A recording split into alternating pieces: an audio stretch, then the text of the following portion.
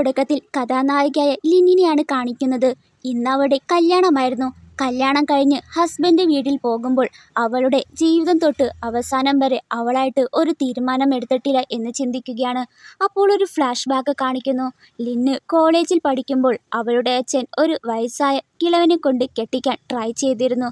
അതിൽ നിന്ന് രക്ഷപ്പെട്ടു ഓടുമ്പോഴാണ് വഴിയിൽ വെച്ചാണ് ഹീറോയായ ജിങ്റിങ്ങിനെ കാണുന്നത്. അവളെ ഓടിച്ചിട്ട് വന്ന ആൾക്കാരെ അടിച്ചോടിക്കുന്നു. ശേഷം അവളെ രക്ഷിച്ചതിന് അവളുടെ കയ്യിലുള്ള ക്യാഷ് കൊടുക്കുന്നു. ആക്ച്വലി അവളും ജീറിനും ഒരേ കോളേജിലാണ് പഠിക്കുന്നത്. ബുള്ളി അനുഭവിക്കുന്ന കുട്ടികൾ ബുള്ളി ചെയ്യുന്നവരിൽ നിന്ന് രക്ഷ നേടാൻ ക്യാഷ് കൊടുക്കും എന്നുള്ള കാര്യം അവൾക്കറിയാവുന്നത് കൊണ്ട് തന്നെ ഹീറോയ്ക്ക് 20 രൂപ കൊടുത്ത് പ്രൊട്ടക്ട് ചെയ്യുമോ, എന്നെ പ്രൊട്ടക്ട് ചെയ്തില്ലെങ്കിൽ എൻ്റെ അച്ഛൻ ഇനി വേറൊരു കിളവനെ കൊണ്ട് കല്യാണം കഴിപ്പിച്ചു കൊടുക്കും. അപ്പോഴാണ് ജീറിങ്ങിന് മനസ്സിലാകുന്നത് അവൻ അടിച്ചോടിച്ചത് അവളുടെ അച്ഛനെയായിരുന്നു. എന്നെ പ്രൊട്ടക്ട് ചെയ്യുന്നതിൽ 20 രൂപ പറ്റില്ലെന്ന് പറഞ്ഞ് അവളെ കിസ് ചെയ്യുകയാണ്. അന്നായിരുന്നു അവളുടെ ആദ്യ കിസ്. എന്നാൽ തന്നെ പ്രൊട്ടക്ട് ചെയ്യാൻ വന്ന ഹീറോ ദൈവതുല്യനായി കാണുകയും എന്നാൽ അന്ന് ചെയ്തത് വലിയ തെറ്റായിട്ട് അവൾക്ക് പിന്നീടാണ് അറിയാൻ സാധിച്ചത്. കോളേജിൽ പഠിക്കുമ്പോൾ അവളെ ആരൊക്കെ ബുള്ളി ചെയ്താലും ജീറിങ് അവൾക്ക് മുന്നിൽ വെച്ച് അവരെ പോതിരടിക്കും.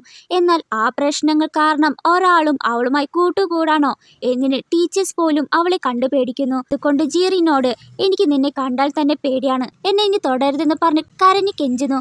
ഇവനും ഇവൾക്ക് ഇവനെ പേടിയായത് കൊണ്ട് തന്നെ ഇനി നമ്മൾ കാണില്ലെന്ന് പറഞ്ഞ് അവൻ പോവുകയാണ്. അന്ന് പോയതിനു ശേഷം ജീറിൻ അവളെ കാണാൻ ഇതുവരെ വന്നിട്ടില്ല. ഇപ്പോൾ അവൾ മുകളിലേക്ക് കയറുമ്പോൾ അവളുടെ ഭർത്താവ് സോഫയിൽ ഇരിക്കുന്നുണ്ടാകും. അത് വേറെ ആരുമായിരിക്കില്ല, ജീറിൻ തന്നെയാണ്. പക്ഷേ മുഖത്ത് മാസ്ക് വെച്ചതിനാൽ അത് കാരണം ജീറിൻ ആണോ എന്ന് അവൾക്കും അറിയില്ല. എന്നാൽ അത് അവനായിരിക്കുമോ എന്നൊരു പേടിയും അവൾക്കുണ്ട്. അപ്പോൾ എങ്ങനെയാണ് ലിന്ന് ജീറിങ്ങിനെ കല്യാണം കഴിച്ചതെന്ന് കാണിക്കുകയാണ്. ലിന്നിന്റെ സ്റ്റെപ്പ് സിസ്റ്ററിനായിരിക്കും ഈ വിവാഹ ആലോചന വന്നത്. എന്നാൽ ലിന്നിന്റെ അച്ഛൻ സ്റ്റെപ്പ് സിസ്റ്ററെ കെട്ടിക്കാൻ യാതൊരുവിധ താല്പര്യം ഉണ്ടായില്ല. കാരണം 10 വർഷം മുന്നേ ജീറിങ്ങിനെ കുറിച്ച് എല്ലാം അവർക്ക് നല്ലോണം അറിയായിരുന്നു. ജീറിങ് ഒരു കൊലയാളിയും കൂടിയാണ്. കൂടാതെ ജീറിങ്ങിന്റെ മുഖത്ത് ഒരു വലിയ പാടുള്ളത് കൊണ്ടാണ് മാസ്കും ഇട്ടിരിക്കുന്നത്. അതുകൊണ്ടാണ് സ്റ്റെപ്പ് സിസ്റ്ററെ വിവാഹം കഴിപ്പിക്കാൻ താല്പര്യം കാണിക്കാത്തത്. ആ ഒരു ചാൻസ് അച്ഛൻ നൽകിയത് ലിന്നിനായിരുന്നു. ആ ഒരു ആലോചനയിൽ ലിന്ന് സമ്മതിച്ചില്ലെങ്കിൽ ലിന്നിന്റെ അമ്മയുടെ കുറച്ച് തിങ്സ് എല്ലാം നശിപ്പിച്ച് കളയുമെന്ന് അച്ഛൻ ഭീഷണിപ്പെടുത്തിയതിൽ മാത്രമായിരുന്നു ജീറിങ്ങിനെ വിവാഹം കഴിച്ചത്. ഇവിടെ അവൾ നടന്നു വരുമ്പോഴേക്കും ജീറിങ് അവളെ പിടിച്ച് മടിയിലിരുത്തുകയാണ്. എന്നാൽ അവന്റെ മുഖം കാണുമ്പോൾ അവൾക്ക് പഠിച്ച ജിയാണോ എന്ന് ഡൗട്ട് വരികയാണ്. ഉടനെ ലിന്നിനെ ജി കിസ് ചെയ്യുകയും പേടിച്ചവൾ മാറി നിൽക്കുമെങ്കിലും സ്മെല്ലടിക്കുന്നുണ്ട്, ഞാൻ കുളിച്ചിട്ട് വരാമെന്ന് പറഞ്ഞ് അവൾ നേരെ ബാത്റൂമിലേക്ക് പോകുന്നു. ശേഷം അവൾ ബാത്റൂമിൽ നിൽക്കുമ്പോൾ ബാത്റൂം തുറക്കുന്ന സൗണ്ട് കേൾക്കുകയും ജിയായിരിക്കുമെന്ന് പേടിച്ച് നോക്കുമ്പോൾ ജിയുടെ സെർവൻസ് 2 പേരായിരിക്കും അവൾക്ക് വേണ്ടിയുള്ള സാധനങ്ങൾ കൊണ്ടുവന്ന് കൊടുത്തിട്ട് പോകുന്നു. കുളി കഴിഞ്ഞ് അവൾ റൂമിലിരിക്കുമ്പോൾ സെർവന്റ് വന്ന് പാൽ കൊടുക്കുകയാണ്. എന്നാൽ ആ പാലിൽ ജി പറഞ്ഞേൽപ്പിച്ച ഊർക്കഗുളിയെ ചേർത്തിട്ടായിരിക്കും അവർ പാല് കൊടുത്തിരിക്കുക. പക്ഷേ ഇക്കാര്യം അവൾക്കറിയില്ല. കുടിച്ചു കഴിഞ്ഞ് ലിന്ന് ഉറങ്ങുകയാണ്. അപ്പോൾ ലിന്ന് ഉറങ്ങിയ ശേഷം ജിയും അവളുടെ അടുത്ത് വന്ന് കെട്ടിപ്പിടിച്ച് കിടക്കുന്നു. അടുത്ത ദിവസം എഴുന്നേറ്റ് നോക്കുമ്പോൾ തൊട്ടടുത്ത് ജി മാസ്ക് എല്ലാം ഇട്ട് കിടക്കുന്നത് കണ്ട് ഷോക്കാവുകയാണ് ലിന്ന്. ഇന്നലെ രാത്രി എന്തായിരിക്കും നടന്നത് എന്ന് കരുതി ഡ്രസ്സെല്ലാം നോക്കുമ്പോൾ അവൾ ഉദ്ദേശിച്ച പോലെ ഒന്നും തന്നെ സംഭവിച്ചിട്ടില്ല. ഇപ്പോൾ ലിന്ന് തന്റെ ഭർത്താവിന്റെ മുഖം ഒരിക്കൽ കൂടി കാണാനായി ആ മാസ്ക് ഊരാനായി ട്രൈ ചെയ്യുന്നു. പെട്ടെന്ന് ജി കണ്ണു തുറക്കുകയും അവളെ പിടിച്ചു മാറ്റി എന്തിനാണ് മാസ്ക് ഊരാനായി ശ്രമിച്ചത്, മുഖം കാണാൻ വേണ്ടിയാണോ എന്ന് ചോദിക്കുമ്പോൾ നമ്മൾ 2 പേരും ഹസ്ബൻഡ് ആൻഡ് വൈഫ് അല്ലേ, നിങ്ങളുടെ എത്ര കൊള്ളില്ലാത്ത മുഖമാണെങ്കിലും കുഴപ്പമില്ല, ജസ്റ്റ് ഒരു ക്യൂരിയോസിറ്റിയിൽ നോക്കാനായി ട്രൈ ചെയ്തതാണെന്ന് പറയുമ്പോൾ ഈ അവളോട് ക്ലോസ് ആയി വരുന്നതിനാൽ അവൾ വേഗം തന്നെ വാഷ്റൂമിലേക്ക് പോകുന്നു. ഇപ്പോൾ ലിന്ന് വാഷ്റൂമിൽ ജിയെക്കുറിച്ച് ചിന്തിച്ചു നിൽക്കുമ്പോൾ 2 പേരും ഒന്നാണോ അതോ വേറെ വേറെ ആണോ എന്ന് നിൽക്കുമ്പോൾ അവിടെ ഒരു ബോട്ടിലിൽ അവളുടെ ഹെയർ ബാൻഡ് കാണുന്നു. അത് കണ്ട ഉടനെ ലിന്ന് ഷോക്കാവുകയാണ്. കാരണം കോളേജിൽ പഠിക്കുന്ന സമയത്ത് ജി അവളുടെ തലയിൽ നിന്ന് ഊരി ഞാൻ വെച്ചോളാം, അപ്പോൾ ഒരു പെണ്ണും എന്നെ പ്രപ്പോസ് ചെയ്യില്ലല്ലോ എന്നോർത്ത് ഇതെങ്ങനെ ഇയാളുടെ കയ്യിൽ വന്നു. അപ്പോൾ വാഷ്റൂമിൽ വന്ന ജിയോട് ഇതെങ്ങനെ നിങ്ങളുടെ കയ്യിലെത്തി, ഞാൻ കോളേജിൽ പഠിക്കുമ്പോൾ യൂസ് ചെയ്താണെന്ന് ചോദിക്കുമ്പോൾ അത് കേട്ട ജി ഇത് ഒരുത്തൻ എനിക്ക് ഗിഫ്റ്റായിട്ട് തന്നതാണെന്ന് പറഞ്ഞ് അവളുടെ തലയിലിട്ടിട്ട് പോകുന്നു. ശേഷം ലിന്നിന്റെ അച്ഛൻ അവളെ വിളിച്ച് അമ്മയുടെ സാധനമെല്ലാം തരാമെന്ന് പറഞ്ഞ് വീട്ടിലേക്ക് വരാനായി പറയുന്നു. അത് കേട്ട ഉടനെ ലിന്ന് വേഗം തന്നെ വീട്ടിലേക്ക് ഇറങ്ങുകയാണ്. പിന്നാലെ ജിയും അവളെ ഫോളോ ചെയ്യുന്നുണ്ട്. ഇപ്പോൾ ഇവിടെ അവളുടെ അച്ഛൻ വിളിച്ചത് തന്നെ കൊല്ലാനായിട്ടാണ്. സ്വത്തുക്കളെല്ലാം ലിനിന്റെ പേരിലാണ്. അവൾ എന്തെങ്കിലും ചോദിച്ചാൽ പിന്നെ ഒന്നും തന്നെ ഇവർക്കുണ്ടാകില്ല. അതുകൊണ്ട് ഇവർ ഒരിടത്തിൽ അവളെ വിളിച്ചു വരുത്തി അവരുടെ ആൾക്കാരെ കൊണ്ട് കൊല്ലാനായിട്ടാണ് പ്ലാൻ ചെയ്തിരിക്കുന്നത്. ഇതൊന്നും അറിയാതെ ലിന് കാറിലിരിക്കുകയാണ്. അപ്പോഴും ഹെയർ ബാൻഡ് എങ്ങനെ ജിയുടെ കയ്യിൽ വന്നെന്ന് ചിന്തിക്കുന്നു. ആരാണ് ഗിഫ്റ്റായിട്ട് കൊടുത്തത്? ഇനി ജിയും ജീറിനും തമ്മിൽ എന്തെങ്കിലും ബന്ധമുണ്ടാകുമോ എന്ന ചിന്തയിലിരിക്കുകയാണ്. അങ്ങനെ അവളുടെ അച്ഛൻ പറഞ്ഞിടത്തിൽ അവളെത്തുമ്പോൾ അവിടെ അവളെ കൊല്ലാനായി ഏൽപ്പിച്ച ആൾക്കാരായിരിക്കും. ഇവരിൽ നിന്ന് രക്ഷപ്പെട്ട് ഓടുന്ന വഴിയിൽ അവൾ 6 വർഷം മുന്നേ ഇതേപോലെ ഒരു സിറ്റുവേഷനിൽ ജീറിനായിരിക്കും രക്ഷിച്ചത്. വീണ്ടും തന്നെ ആരായിരിക്കും രക്ഷിച്ചെന്ന് ചിന്തിച്ച് ഓടുമ്പോൾ അവൾക്ക് മുന്നിൽ ജി വന്ന് നിൽക്കുന്നു. അവനെ കണ്ട ആൾക്കാർ ഞങ്ങളുടെ വഴിയിൽ തടസ്സം നിൽക്കരുത്, വേഗം ഇവിടുന്ന് പൊക്കോ എന്ന് പറയുന്നു. എന്നാൽ അവരുടെ വഴിയിൽ ജി തടസ്സം നിൽക്കുന്നതിനാൽ അവർക്കിടയിൽ അടിപിടി ഉണ്ടാവുകയും ആ അടിപിടിയിൽ ജിയുടെ മാസ്ക് തെറിക്കുന്നു. അപ്പോഴാണ് ലിന് ജിയുടെ മുഖം വ്യക്തമായി കാണുന്നത്. അവൾക്കും ഭയങ്കര ഷോക്കാവുന്നു. നീ ജീറിനല്ലേ എന്ന് ചോദിക്കുമ്പോൾ അത് ഞാനല്ല, എന്റെ പേര് ജീഷ്യൻ. നിന്നെ കൊല്ലാനായി ആരാണ് ആളെ വിട്ടെന്ന് അറിയണോ എന്ന് പറഞ്ഞ് ആ കൂട്ടത്തിലെ തലവനെ അടിക്കുമ്പോൾ അയാളും ലിനിന്റെ അച്ഛനാണ് ഞങ്ങളെ കൊല്ലാനായി വിട്ടെന്ന് പറയുന്നു. ഇവിടെ ഇവർ ലിനിന്റെ കഥ തീർന്നിട്ടുണ്ടാകുമെന്ന് സന്തോഷിച്ചിരിക്കുമ്പോൾ കറക്റ്റ് ടൈമിൽ ലിന്നും ജിയും വന്ന് എന്ത് ധൈര്യമാണ് എന്റെ ഭാര്യയെ കൊല്ലാനായി ആളെ വിട്ടെന്ന് ചോദിക്കുമ്പോൾ അവർ അറിയാതെ ചെയ്തതാണ്. പൊളിവൾ, ഞാൻ നിങ്ങളുടെ മകളല്ലേ, എങ്ങനെ എന്നോട് ഇങ്ങനെയൊക്കെ ചെയ്യാൻ തോന്നി?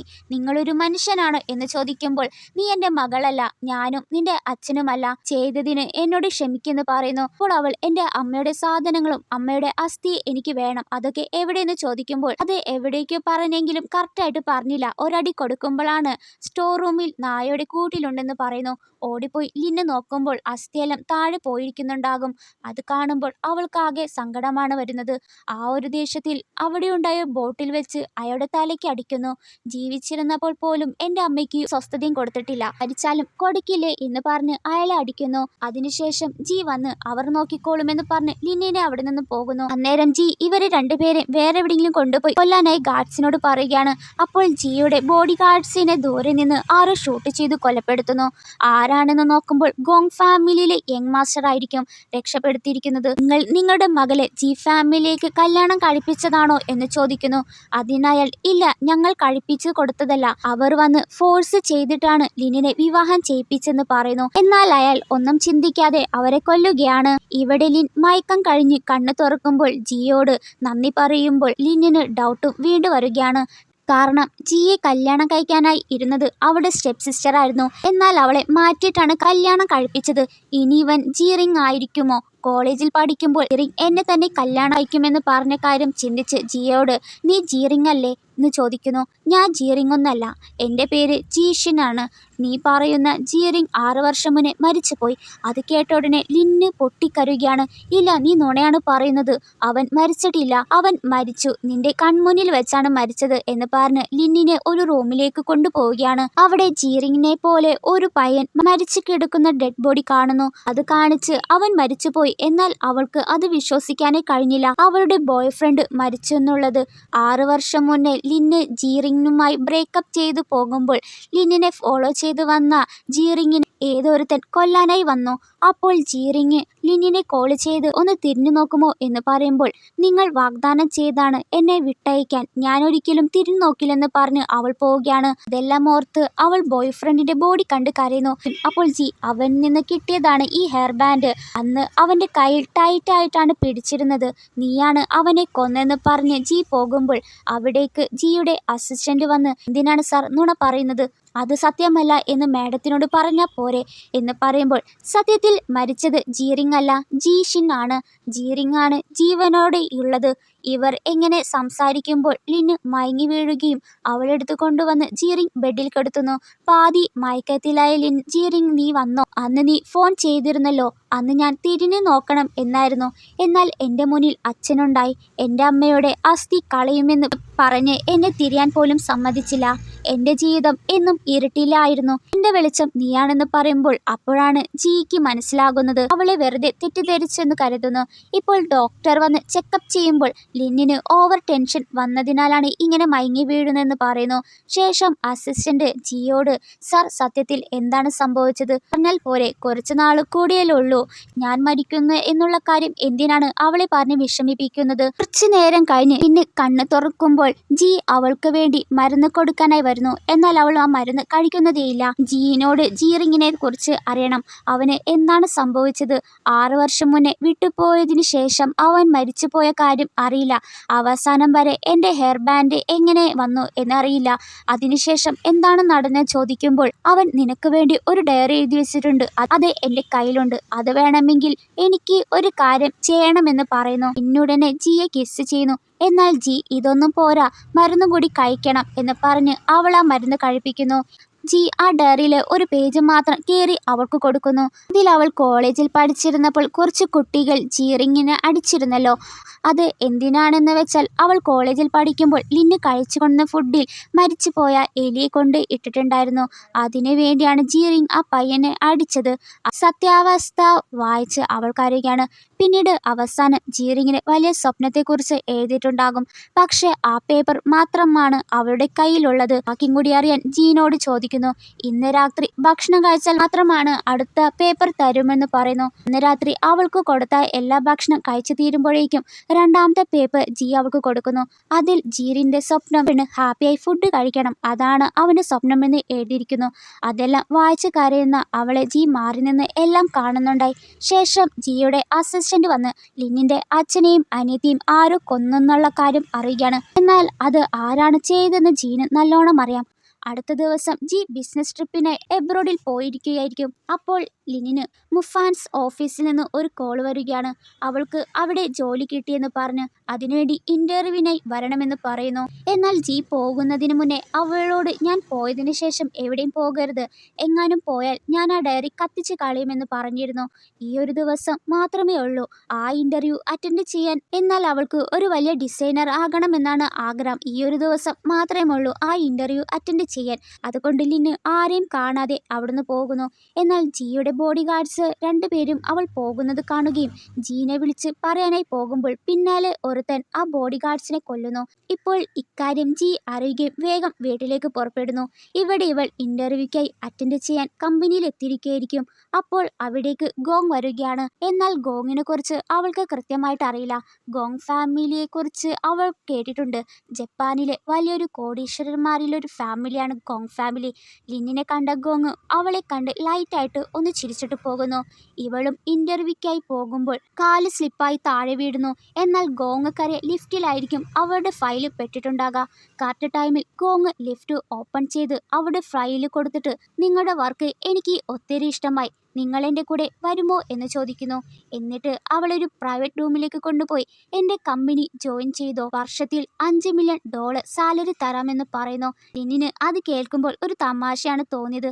കറക്റ്റ് ടൈമിൽ ജി വന്ന് നിന്റെ കളികളൊന്നും എന്നോട് വേണ്ട എന്ന് ഗോങ്ങിനെ ഭീഷണിപ്പെടുത്തുന്നു. എന്നാൽ ആ തർക്കം കേൾക്കുന്ന ഗോങ്ങിന് യാതൊരു കൂസലുമില്ല.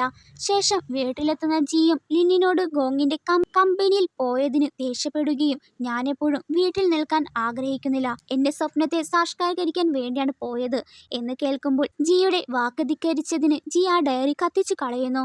അവൻ നിന്നെ കൊല്ലാനായിട്ടാണ് ട്രൈ ചെയ്യുന്നത്, 6 വർഷം മുന്നേ ലിന്നിനെ കൊന്നതും അവരുടെ ആൾക്കാരാണ് എന്ന് കേൾക്കുന്ന ലിന്ന് അവർക്കും നമ്മൾക്കും എന്താണ് ബന്ധം, എന്തിനാണ് അവർ എന്നെ കൊല്ലാനായി ട്രൈ ചെയ്യണം എന്ന് ചോദിക്കുമ്പോൾ അതൊന്നും നിന്നോട് പറയാൻ പറ്റില്ല, എന്നാൽ ദൈവത്തോർത്ത് ആ ഫാമിലിയിൽ നിന്ന് അകന്നു നിൽക്കുന്ന നല്ലതെന്ന് ജി പറയുമ്പോൾ ലിന്ന് ജീറിന്റെ ബോഡി കാണണമെന്ന് പറയുന്നു. അതിന് സമ്മതിച്ച ജി ആ ജീറിന്റെ ബോഡി കിടക്കുന്ന റൂമിലേക്ക് കൊണ്ടുപോകുന്നു.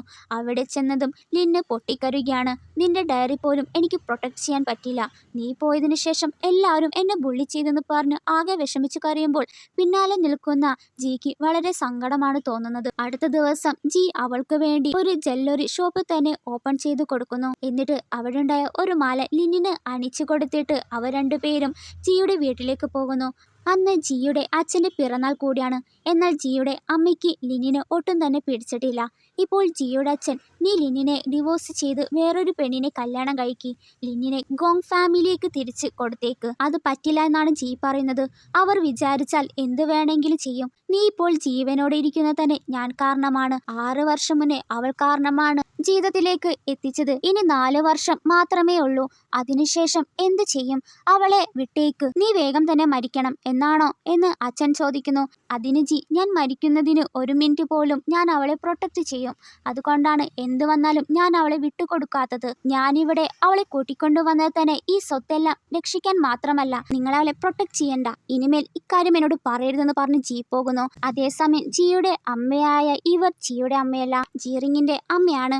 അവർക്ക് ലിന്ന് വന്നത് ഒട്ടും തന്നെ ഇഷ്ടമായിട്ടില്ല.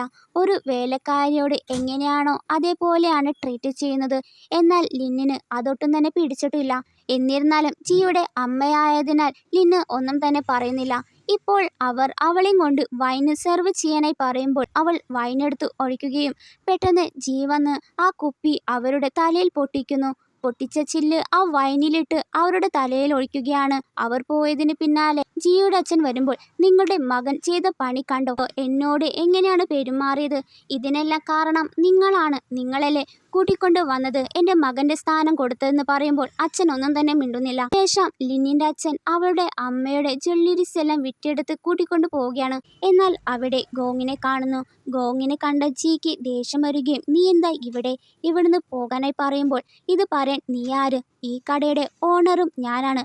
ഇവളുടെ അമ്മയുടെ ജ്വല്ലറി എൻ്റെ കയ്യിലാണ് വിറ്റെന്ന് പറഞ്ഞ് ലിന്നിനോട് നമുക്കൊന്ന് പുറത്തേക്ക് പോയാലോന്ന് പറഞ്ഞ് അവളെ കുറച്ചു നേരത്തേക്ക് പുറത്ത് നിൽക്കാമോ എന്ന് പറയുന്നു.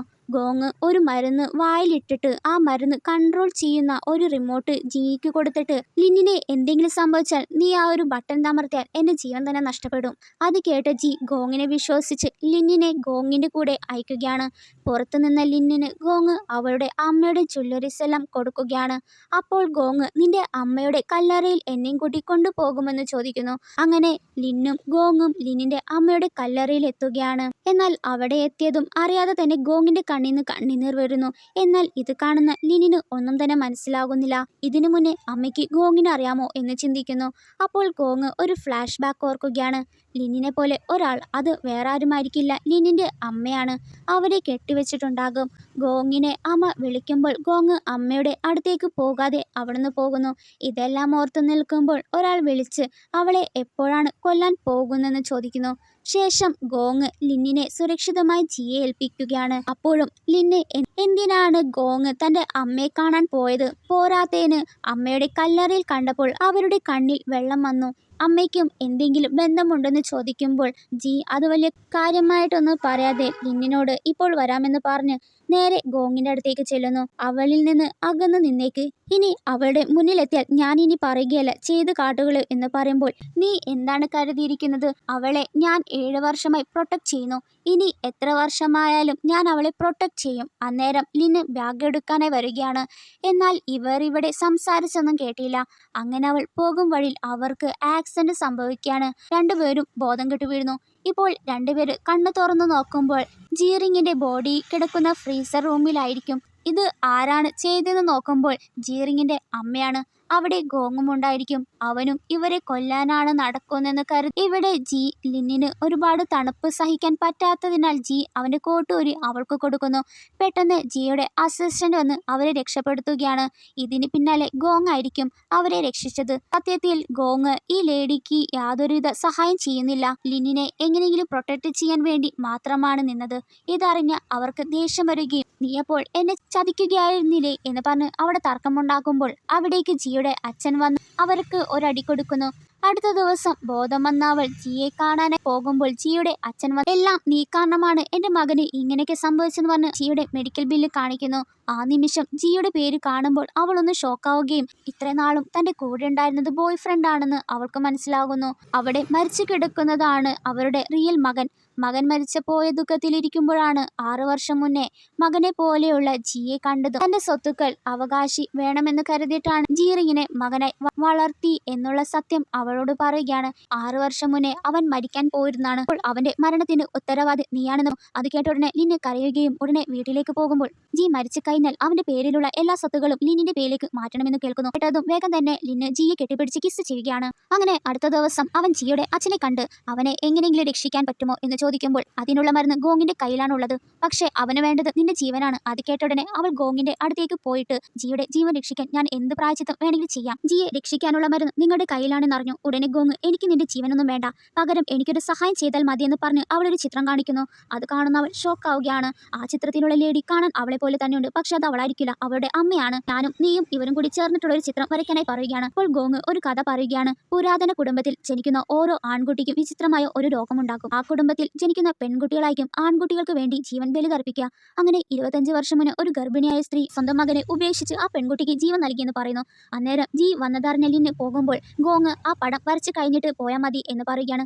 താഴെ ജിയും ഗോങ്ങും കൊല്ലാനായി രണ്ടുപേരും തോക്കുമായി നിൽക്കുന്നത് കണ്ടു പേടിച്ച ലിന് വേഗം ഓടി വന്ന്